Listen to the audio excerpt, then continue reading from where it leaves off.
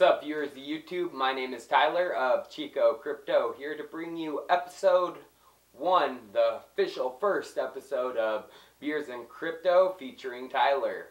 So, in today's video, I'm going to be bringing you, of course, my favorite crypto, Neo, talking about that, and I'm going to bring you a little bit more information, as I promised you guys, regarding Loopring. So, of course, it's Beers and Crypto. The beer I am drinking today is a Leffe. I don't know if I can show the labels on camera, so I'm not. But it's from Belgium, over here in Europe. A little bit darker than other blondes I've tried, such as Green Flash Brewing. But I like it. I like a little taste. Yeah, that's good. So, the first crypto I want to talk to you guys about is Neo. So, Neo had some pretty interesting news regarding the Red Pulse ICO. The price dropped. There was a lot of crap going on with the Red Pulse ICO. I talked about it in my video yesterday, so I don't want to rehash anything. But some crap happened, and people sent their transactions and didn't receive their Red Pulse tokens. So, I think a little bit of the sell-off had to do with that. Also, the almost whole crypto market is in the red right now. Most people know about the Bitcoin gold fork coming up soon. So people are moving their cryptos into alts. In my opinion, this is a great time to buy because if we take previous examples, such as Bitcoin Cash hard fork, crypto is going to increase its value after the altcoins in general. What I want to look at first is this chart. If you see the first rise of Neo, and we look at the dip after, you'll see it boosted up again, and then it dipped down. And this was right around the Bitcoin Cash hard fork. But after, it took probably 2 weeks after the Bitcoin Cash hard fork, Neo fucking rocketed. And I predict this again. So, I mean, if you're a day trader and you want to move around funds a bunch, then go ahead and do that and get your Bitcoin gold free money. But in my opinion, it's too much work, too much hassle, too much risk, especially leaving your Bitcoin on exchanges or taking them out of wallets that you don't trust. So, I'm going to definitely take some of my Bitcoin and get some Bitcoin gold, because it's free, but I am not going to be selling any of my Neo or Walton and turning that into Bitcoin just so I can get a little bit more. It's just too much work, not worth it in the long run. I did some of that with the Bitcoin Cash hard fork, and my funds were tied up for weeks. It was not worth it. So, moving on to some Neo news and price analysis. Neo is currently sitting at about $29. It's down about 10% from yesterday.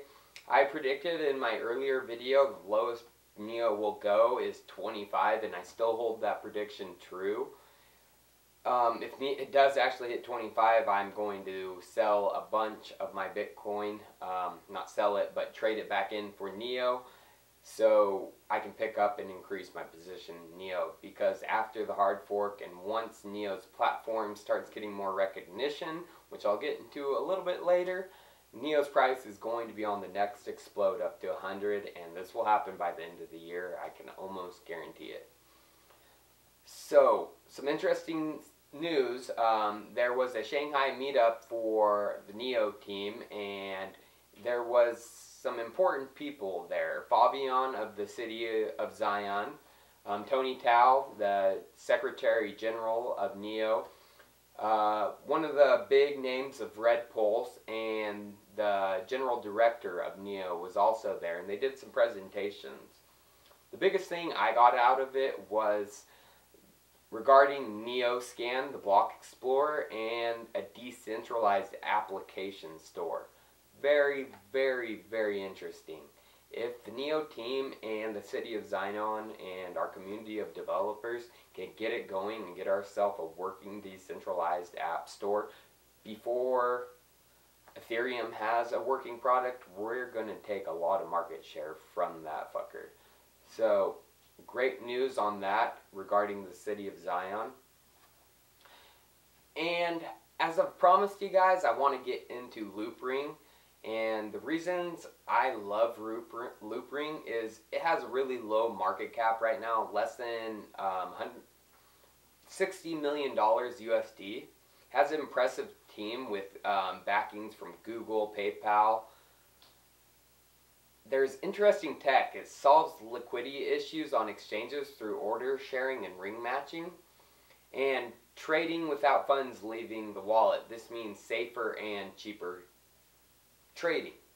There's also a very, very solid white paper. I've read it and I've done a video about it. Very, very technical. Some of the stuff I don't even get, but I'm sure some programmers or developers, if you went through it, you would understand. So there's direct ties to Homebase. And Binance is most likely going to relist LRC before the end of the year. So the price of 16 cents right now, if we look at the graph, is a very, very intriguing price. Depends on how the whole market, the whole crypto market goes. If we do see another dip, we could see Loopring get down to 13 cents, but I think that's the lowest it will go. So also there are City of Zion members working on the Loopring project, and smart contracts are supposed to be released for Loopring in November of this year. So I want to give user RB13 credit for this on Reddit. He got this information. So after he looked a bit further, it seems as if order sharing and splitting of Loopring presents a big advantage over similar projects such as OX. What Loopring intends to do is split your main order into several small suborders across exchanges, so the user will receive the best prices for the coins across these exchanges. This will also improve liquidity across exchanges, ultimately allowing them to make more cash, which isn't an exchange goal. It will also allow for quicker orders for users. So, Neo, Loopring, great buys, in my opinion, after all this Bitcoin gold crap and people stop selling their alts. Money is going to flow directly after the fork back into alts, just like the Bitcoin Cash hard fork. So users, get your money where you need it.